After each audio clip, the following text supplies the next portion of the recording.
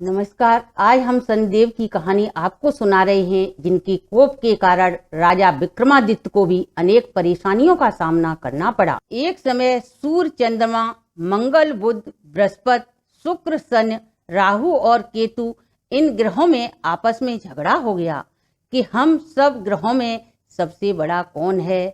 सब अपने आप को बड़ा कहते थे। जब आपस में कोई निश्चय न हो सका तो सब के सब आपस में झगड़ते हुए इंद्र के पास गए और कहने लगे, आप देवताओं के राजा हो, इसलिए आप हमारा न्याय करके बतलाएं कि हम नव ग्रहों में कौन सबसे बड़ा है। राजा इंद्र उनका प्रश्न सुनकर घबरा गए और कहने लगे कि मुझ में ये सामर्थ्य नहीं है कि किसी को बड़ा और छोटा बतलाऊं। मैं अपने मुख से किसी से कुछ नहीं कह सकता। हाँ, एक उपाय हो सकता है। इस समय पृथ्वी पर राजा विक्रमादित्य दूसरों के दुखों का निवारण करने वाला है, इसलिए तुम सब मिलकर उन्हीं के पास जाओ, वही तुम्हारे दुखों का निवारण करेंगे। ऐसा वचन सुनकर सभागृह देवता चलकर भूलोक के राजा विक्रमादित्य की सभा में जाकर उपस्थित हुए और अपना प्रश्न राजा के समक्ष रखा। राजा उनकी बात सुनकर बड़ी चिंता में पड़ गए कि मैं अपने मुख से किसको बड़ा और किसको छोटा बतलाऊं। जिसको छोटा बतलाऊंगा वही क्रोध करेगा, परंतु झगड़ा तो निपटाना ही था, इसलिए उन्होंने एक उपाय सोचा। उन्होंने सोना, चांदी, कांसा, पीतल, सीसा, रांगा, जस्ता, अम्रक और लोहा नवग्रहों के 9 आसन बनवाए। सब आसनों को क्रम से, जैसे सोना सबसे आगे और लोहा सबसे पीछे बिछवाए। इसके पश्चात राजा ने सब ग्रहों से कहा, आप सब अपने अपने सिंहासनों पर बैठिए। जिसका आसन सबसे आगे वह अपने आप को सबसे बड़ा और जिसका आसन सबसे पीछे वह अपने आप को सबसे छोटा जानिए। क्योंकि लोहा सबसे पीछे था और शनिदेव का आसन था, इसलिए शनिदेव ने समझ लिया राजा ने मुझको सबसे छोटा बना दिया। इस पर शनि को बड़ा क्रोध आया और कहा, राजा तू मेरे पराक्रम को नहीं जानता।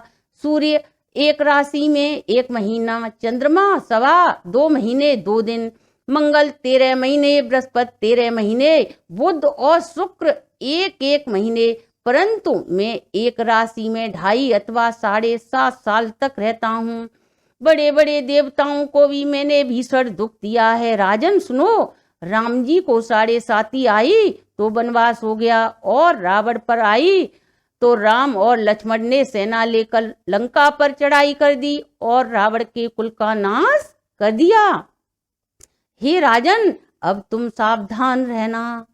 राजा कहने लगा, जो कुछ भाग्य में होगा देखा जाएगा।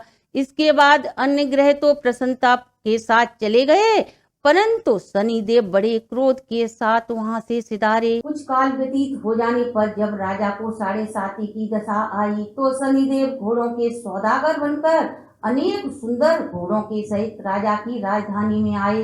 जब राजा ने सौदागरों के आने की खबर सुनी तो अश्वपाल को अच्छे अच्छे घोड़े खरीदने की आज्ञा दी। अश्वपाल ऐसी अच्छी नस्ल के घोड़े देखकर और उनका मूल्य सुनकर चकित हो गया और तुरंत ही उसने राजा को खबर दी।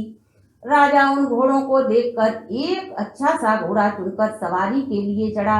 राजा ने घोड़े की पीठ पर चढ़ते ही घोड़ा जोर से भागा। घोड़ा बहुत दूर एक बड़े जंगल में जाकर अंतर ध्यान हो गया। इसके बाद राजा अकेला जंगल में भटकता रहा। बहुत देर के पश्चात राजा ने भूख और प्यास से दुखी होकर भटकते भटकते एक ग्वाले को देखा। ग्वाले ने राजा को प्यास से व्याकुल देखकर पानी पिलाया।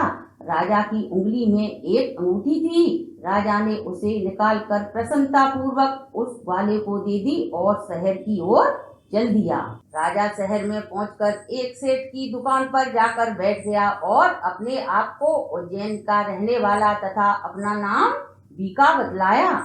सेठ ने उसको कुलीन मनुष्य समझकर जल आदि पिलाया। भाग्यवश उस दिन सेठ की दुकान की बहुत अच्छी बिक्री हुई। तब सेठ उसको भाग्यवान पुरुष समझकर भोजन कराने के लिए अपने घर ले गया। भोजन करते समय राजा ने आश्चर्य की बात देखी। घूंटी पर हार लटक रहा था और खूंटी उस हार को निगल रही थी।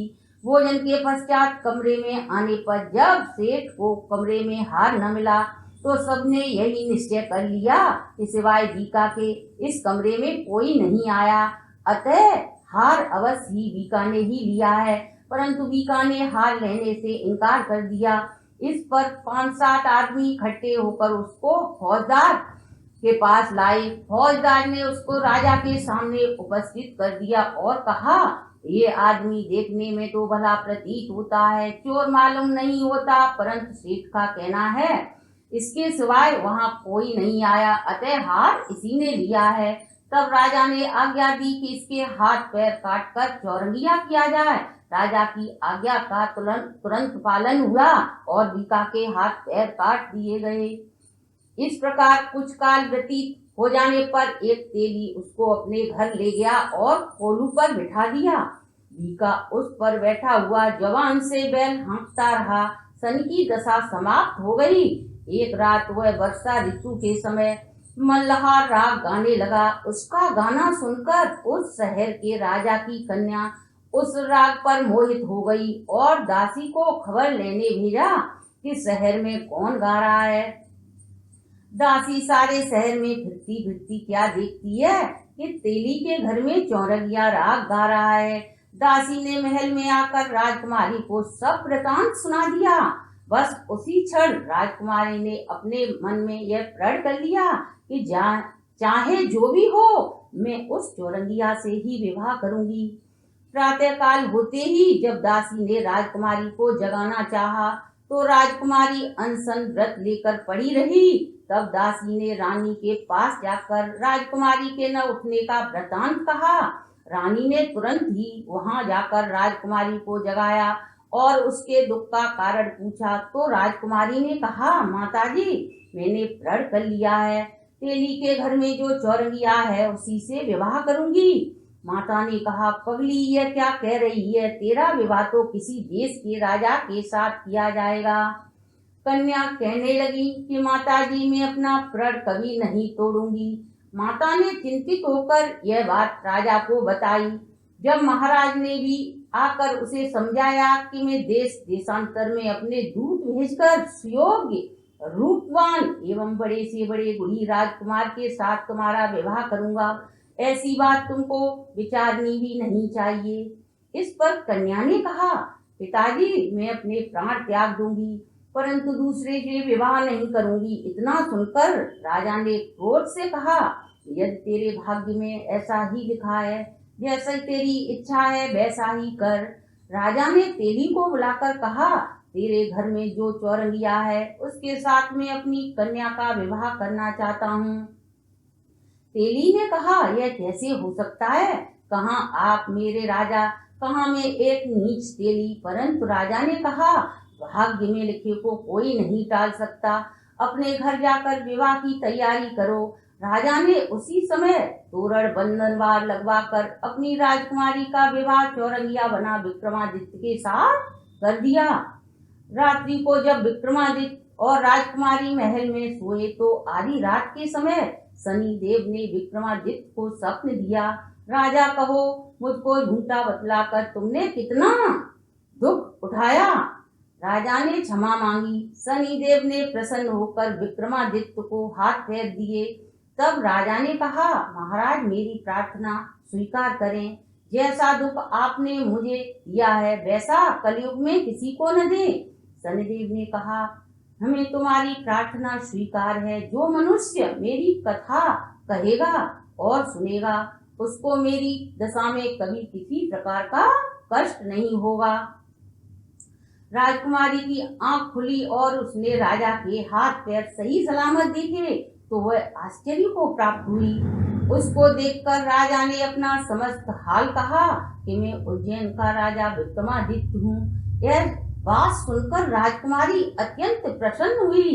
प्रातःकाल राजकुमारी ने सभी बातें अपनी सखियों को बताई, अपने पति का समस्त वृतांत कहे सुनाया।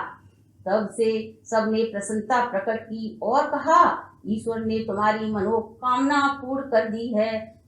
जब उस सेठ ने यह बात सुनी तो वह विक्रमादित्य के पास आया और बोला, महाराज हमें क्षमा करें, आप पर मैंने चोरी का झूठा आरोप लगाया, अतः आप मुझको जो चाहे दंड दें। राजा ने कहा, मुझ पर शनि देव का कोप था, इसी कारण यह दुख मुझको प्राप्त हुआ, इसमें तुम्हारा कोई दोष नहीं है, तुम जाकर अपने घर जाओ और अपना कार्य करो। सेठ बोला, मुझे तभी शांति मिलेगी जब आप मेरे घर पर चलकर प्रीत पूर्वक भोजन करेंगे। राजा ने कहा, जैसी आपकी मर्जी हो वैसा ही करें। सेठ ने अपने घर जाकर अनेक प्रकार के सुंदर भोजन बनवाए और राजा विक्रमादित्य को प्रीत पूर्वक भोजन दिया। जिस समय विक्रमादित्य भोजन कर रहे थे, एक अत्यंत आश्चर्य की बात सबको दिखाई दी। जो हार खूंटी पहले निगल गई थी, वही हार खूंटी उगल रही है। भोजन समाप्त हो गया तो सेठ ने हाथ जोड़कर बहुत सी मोहरें राजा को भेंट दी और कहा, मेरे श्री कमल नाम की एक कन्या है, उसका पार ग्रहण करें। इसके बाद सेठ ने अपनी कन्या का विवाह राजा के साथ कर दिया और बहुत सा दान दहेज आदि दिया। इस प्रकार कुछ दिनों वहां विश्राम करने के पश्चात विक्रमादित्य ने शहर के राजा से कहा, अब मेरी उज्जैन जाने की इच्छा है।